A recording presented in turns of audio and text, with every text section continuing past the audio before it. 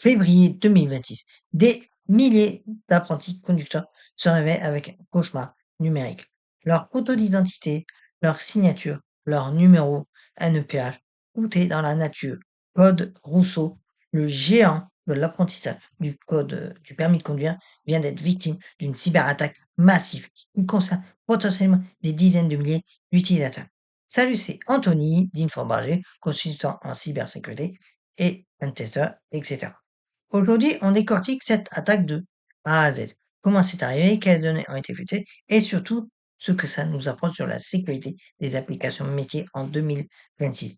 Si tu t'intéresses à la cybersécurité ou que tu veux comprendre comment protéger tes données, reste jusqu'au bout, on va parler de technique, mais je vais tout vulgariser.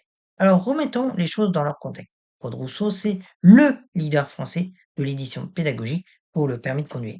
Ils éditent notamment Easy System, une plateforme SaaS utilisée par des milliers d'auto-écoles en France pour gérer leurs élèves, leur planning, leur formation, etc. Et c'est précisément cette application qui a été compromise en février 2026. Claude Rousseau a détecté un accès non autorisé à leur système. L'entreprise a rapidement fait appel à des experts en cybersécurité, sécuriser les failles et notifier la CNIL comme l'exige la RGPD. Mais le mal était déjà fait. Parlons maintenant du butin. Et franchement, c'est l'un des aspects les plus inquiétants de cette attaque. Les pirates ont potentiellement accédé à l'état civil complet, nom, prénom, genre, date et lieu de naissance et nationalité.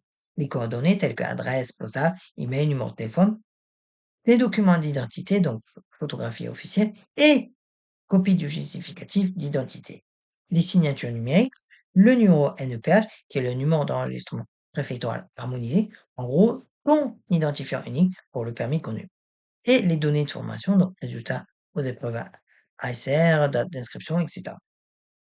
Et là, il faut être clair, on ne parle pas d'une simple fuite d'email, on parle d'un kit complet d'usurpation d'identité. Avec ces informations, un cybercriminel peut créer de faux documents administratifs, ouvrir des comptes en banque, faire des demandes de crédit, les possibilités sont énormes. Bon, rentrons dans la technique. Claude Rousseau n'a pas communiqué sur la méthode exacte utilisée par les attaquants, et c'est normal pour pas donner d'idées. Mais en tant que pentester, je peux vous expliquer les scénarios les plus probables pour ce type d'intrusion. Donc, la première, c'est l'exploitation de vulnérabilités web. Parce que Easy System est une application web. Les vecteurs classiques, dans ce cas, c'est l'injection SQL, donc une exploitation d'une faille dans les requêtes vers la base de données pour extraire les informations. Les vulnérabilités 0D, donc une faille non connue dans le framework utilisé, souvent des CMS, des librairies JavaScript, etc. Des API non sécurisés, donc des endpoints d'API mal protégés, qui permettent d'accéder aux données sans authentification forte. Le deuxième scénario, c'est le credential stuffing ou phishing ciblé. Les attaquants auraient pu récupérer des identifiants via d'anciennes fuites de données, credential stuffing, mener une campagne de phishing ciblée contre des employés Code Rousseau ou des gérants d'auto-école avec des droits admis. Exploiter des mots de passe faibles ou réutilisés. Le troisième scénario, c'est la supply chain attaque.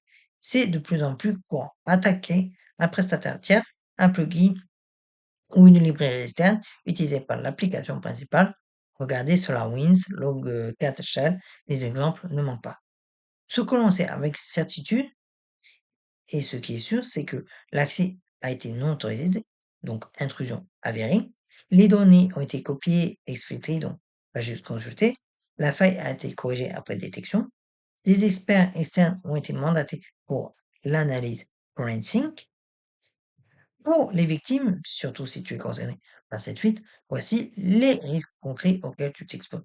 Mais déjà, en premier, le phishing ultra ciblé. Maintenant, les attaquants ont ton nom, ton adresse, ton numéro de téléphone et ta photo. Ils peuvent créer des messages ultra personnalisés. Imagine à recevoir un SMS qui dit Bonjour Pierre, votre auto-école de Paris vous informe que votre examen prévu le 15 mars est repoussé. Cliquez ici pour choisir une nouvelle date. Pardon. C'est crédible et c'est dangereux. La deuxième, c'est l'usurpation d'identité administrative. Avec le numéro NEPH, la photo et la signature, un criminel peut créer de faux permis de conduire, créer des dossiers administratifs, faire des demandes frauduleuses auprès de l'ANTS. La troisième, c'est la fraude à la carte SIM, SIM swapping. Avec ton état civil complet et tes documents, un attaquant peut contacter ton opérateur mobile, se faire passer pour toi et demander un duplicateur de ta carte SIM. Une fois qu'il contrôle Ton numéro, il peut contourner l'authentification à deux facteurs, accéder à tes comptes bancaires, initialiser, réinitialiser tes mots de passe. Pour l'écosystème, bien cette attaque révèle aussi un problème systémique. Code Rousseau, c'est des milliers d'auto-écoles clientes. Si l'infrastructure centrale est compromise, c'est toute la chaîne qui tombe. C'est un exemple classique de point de défaillance unique dans un écosystème métier. Ce que les entreprises doivent retenir, c'est que déjà, en tant que consultant cybersec, voici les leçons que je tire de cette attaque. Déjà, en premier, la sécurité dès la conception. Security by design. Quand tu devs une application, il y a des données aussi sensibles. La sécurité ne peut pas être une réflexion après coup. Il faut des audits de code réguliers, des tests d'intrusion, pen test, au minimum une fois par an, une architecture de sécurité en profondeur, defense in depth. En deuxième, le chiffrement des données sensibles. Les photos d'identité, les signatures, les numéros NEPH, ces données doivent être chiffrées au repos dans la base de données. Comme ça, même en cas d'intrusion, les données sont inexploitables dans les clés de chiffrement. En troisième, la segmentation réseau. L'application métier ne doit pas avoir accès direct à toutes les données. Il faut segmenter les bases de données selon la sensibilité, les accès selon les privilèges minimum nécessaires, les environnements de prod, compte, dev et test. Au niveau du monitoring et de la détection d'anomalie, ben, il faut un SIEM, Security Information and Event Management, qui aurait pu détecter déjà des requêtes SQL anormales, un volume inhabituel de téléchargement de données, des connexions depuis des IP suspects. Ensuite, pour la gestion de crise, Code Rousseau a bien réagi en notifiant rapidement la CNIL, en communiquant avec les utilisateurs et en faisant à des appels à des experts externes. Pardon. Mais la vraie question est, avait-il un plan de réponse à incident avant l'attaque? Donc, ce que les utilisateurs doivent faire maintenant, surtout si tu es concerné par cette fuite, c'est déjà activer la surveillance de ton identité. Donc, utilise des services comme cybermalveillance.gouv.fr ou Have I Been Pwned. Change tes mots de passe, surtout si tu utilises le même mot de passe ailleurs. Active l'authentification à deux facteurs partout où c'est possible. Sois ultra vigilant sur les messages suspects. Code Rousseau ne te demandera jamais ton mot de passe par email ou SMS. Surveille tes comptes bancaires et tes relevés de carte bancaire. Dépose une plainte en ligne sur le portail de la police gendarmerie si tu constates une fraude. Cette attaque n'est malheureusement pas isolée. En 2025 et 2026, la France connaît une véritable épidémie de cyberattaques. En janvier 2025, il y a eu IABI avec 20 000 comptes compromis et des IBAN exploités, si je me rappelle bien. Et en février 2025, avec des dizaines d'incidents signalés. Et en février 2026, Code Rousseau. Et il va sûrement peut-être y avoir encore d'autres incidents majeurs. La CNIL a reçu 5629 notifications de violations en 2024, soit plus de 20% par rapport à 2023. La tendance continue à s'accélérer en 2025 et 2026. Ce n'est que la partie visible de l'iceberg, car toutes les entreprises ne déclarent pas. Les secteurs, pardon, les plus touchés sont la santé, l'éducation et les services publics. Pourquoi? Parce que ce sont des secteurs avec beaucoup de données sensibles, des budgets cybersécurité souvent insuffisants, des infrastructures parfois vieillissantes, de nombreux prestataires tiers, donc surface d'attaque élevée.